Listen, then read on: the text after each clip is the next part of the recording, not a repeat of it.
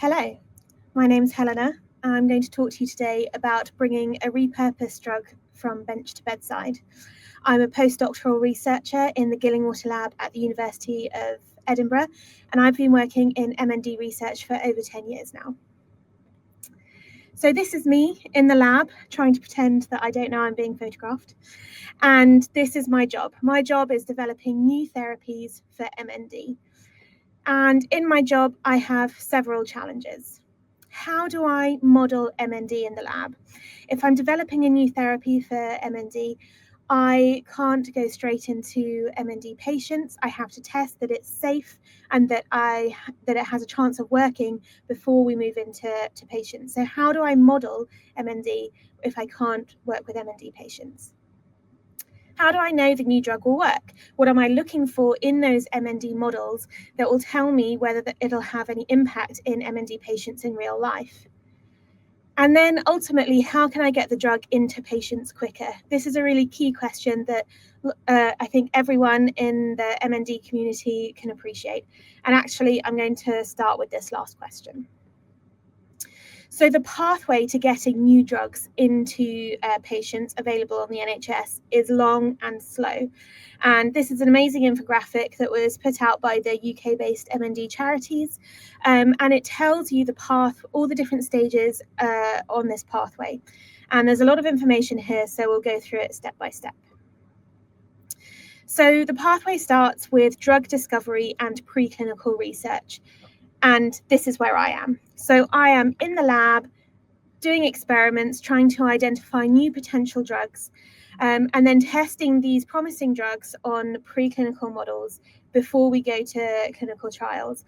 And it says here that this research is a variable stage and it can take many years. Science is really frustrating and we often have setbacks, but it can take several years at this stage of preclinical research. What I'm trying to do is gather as much evidence that the potential drug can work in my models of MND before we then move to clinical trial. We then have phase 1 and phase 2 stages of clinical trials where the drugs are tested first for safety and then for a small any effectiveness, so that we have evidence that it's safe and effective to move to a larger phase 3 clinical trial. Then larger phase 3 clinical trials happen where it involves more patients, more MND patients, testing to see whether the new drug has any effect compared to the current standard of care. And you might have heard of some current phase 3 clinical trials in the UK like MND Smart.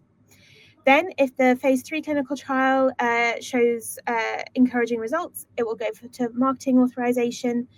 And then ultimately, the regulatory bodies like NICE in England or the Scottish Medical Council in Scotland approve it for availability on the NHS, and it's available to patients.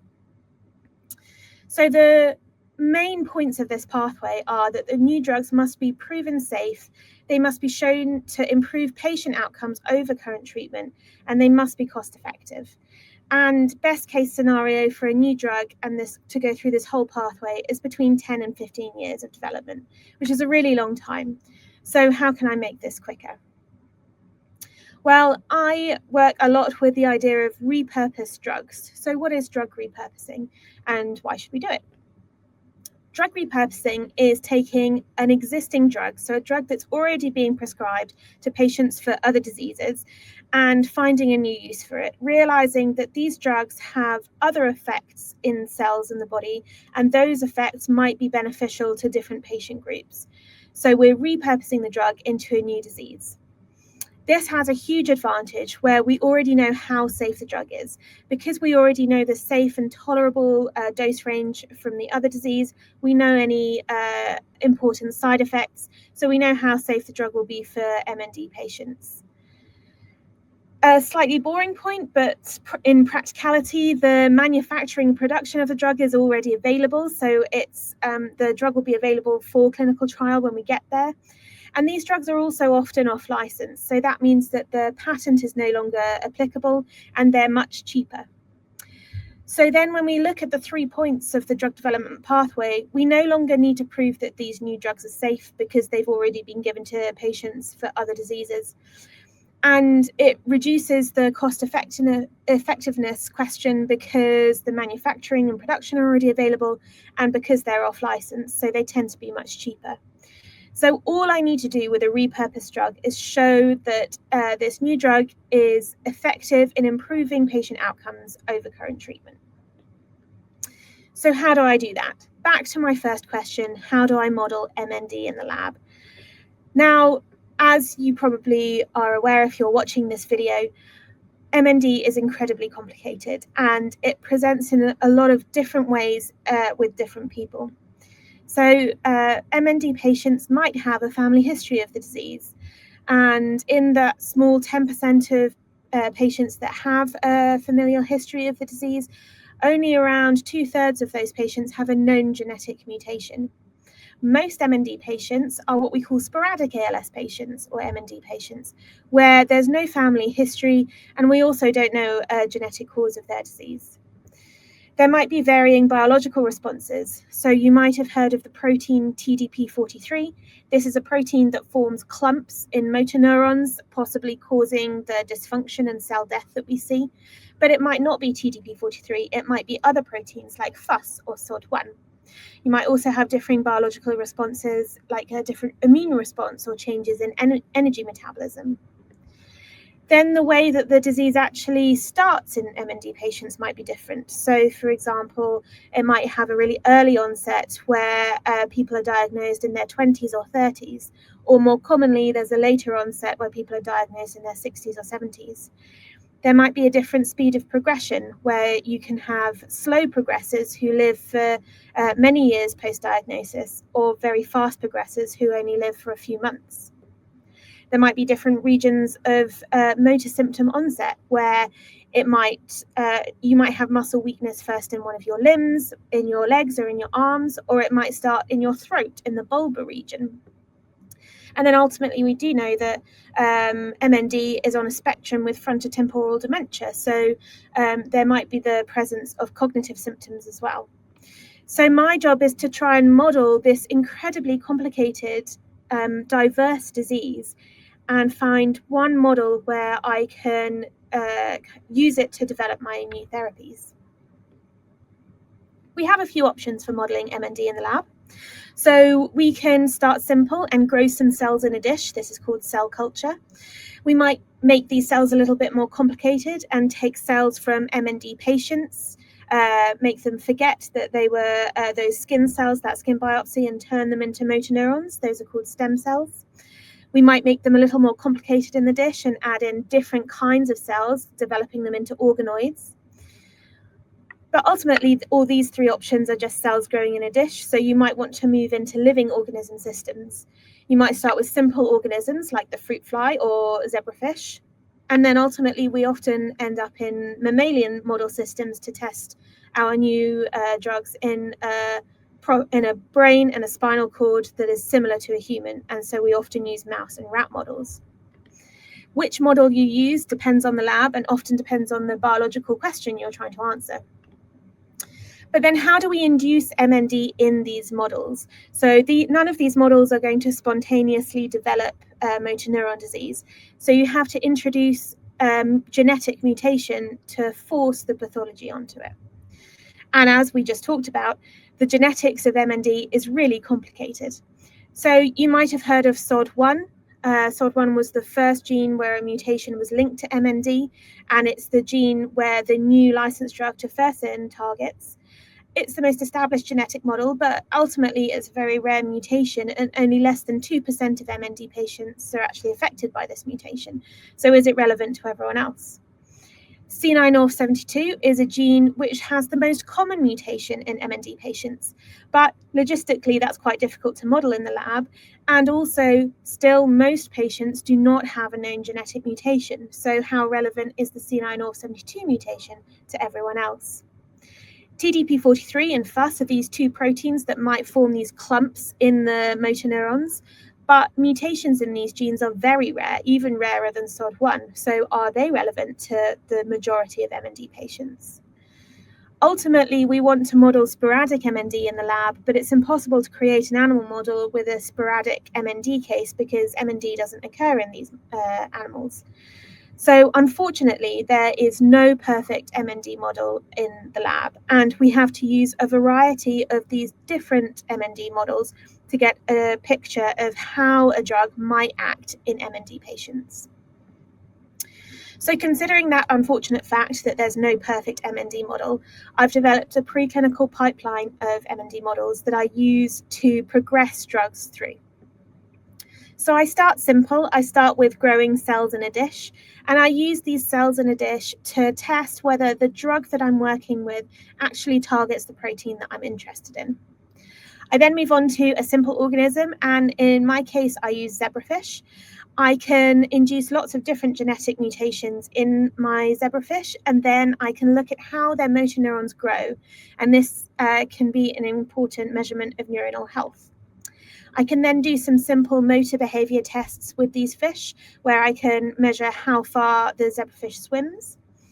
And then ultimately, I'll end up in a mouse model where I can look at the motor neurons in the spinal cord, how they form connections with the muscle at the neuromuscular junction, and how the supporting cells in the spinal cord act as well to support the motor neurons.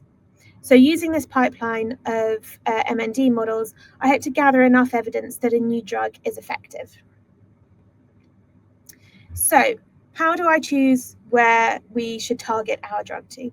MND is incredibly complicated, and after decades of research, we've realized that multiple different pathways are dysregulated in motor neurons of MND patients. Our lab has a lot of evidence to show that the production of energy is actually dysfunctional in motor neurons. So the motor neurons aren't making enough energy, and because they're not making enough energy, they're not able to cope with all of the other things that are going wrong in the motor neuron disease path. So we think that if we boost energy production, then the motor neuron might be able to overcome those disease, that disease pathway, and increase its survival. We're particularly interested in this one enzyme called PGK1, and you don't really need to remember the name of that protein. You just need to know that that is the enzyme that we're targeting. We're trying to increase its activity so that more energy is produced. So how do we therapeutically target PGK1? Well, about 10 years ago, this paper was published that showed the drug terazosin binds to PGK1 and increases its activity, increases the amount of energy that PGK1 can produce. So this is really exciting to us. So what's terazosin? Terazosin, or Hytrin, the brand name, is a small molecule. It is an alpha-1 adrenergic receptor antagonist, or an alpha blocker, which you might have heard of. It was originally licensed in the 80s for hypertension, and it's now most commonly licensed for benign prostatic hyperplasia. But it's a really great example of a repurposed drug. So it is already given patients and has a really well-known safety profile. We know what dose to give to a patient, and we know the side effects that they might experience. And it's off-license, so it's very cheap to use and develop. So we wanted to test whether this drug, by binding to PGK1, could be beneficial in our models of MND. So I started at the beginning. I started with my cells in a dish, and in collaboration with our colleagues at the University of Oxford, we induced a mutation in our cells in the dish, making an MND model, and we added terazosin to the cells. We then measured how much energy they were producing, and you can see here that in the grey bar we have our healthy cells at 100% output, and in the red bar you can see our induced MND model has less energy production. But then when we treat with terazosin, we have an increased energy production back to normal. So in just cells growing in a dish, when we treat with terazosin, it seems that we can increase energy production. Next, I moved on to the next stage in my pipeline, where I looked at zebrafish and used them to measure neuronal health. So again, I take my zebrafish and I induce my mutation, making a model of MND, and I treat them with terazosin.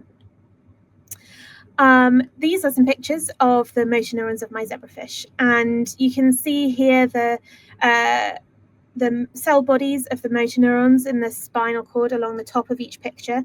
And then you can see an axon from each motor neuron growing down into the muscle. And you can see in the healthy neurons, they're growing nice and straight down into the musculature. But in the induced MND model, they look a bit weird. They are shorter and they have this increased branching pattern. But then when we treat them with terazosin, the motor axons look much healthier and much more like the control neurons. And I can measure this by measuring the axon length. And I found that if I increase the dose of terazosin, then I can increase the length of the axon. So I end up with healthier neurons after terazosin treatment. So I have healthier neurons, but does that have an effect on motor behavior? So I can do a simple test on motor behavior with my zebrafish. So if I touch the tail of a zebrafish larvae, it will swim away from the perceived threat. If I touch the tail of the induced motor neuron disease model, it will swim less far. But then if I touch the tail of the larvae treated with terazosin, then it swims further again. And I can measure this output by measuring how far the zebrafish have swum. And this is that shown in a graph here. So you can see that the MND model, here shown in purple, swum much less far in 15 seconds, whereas when treated with terazosin, it swims further.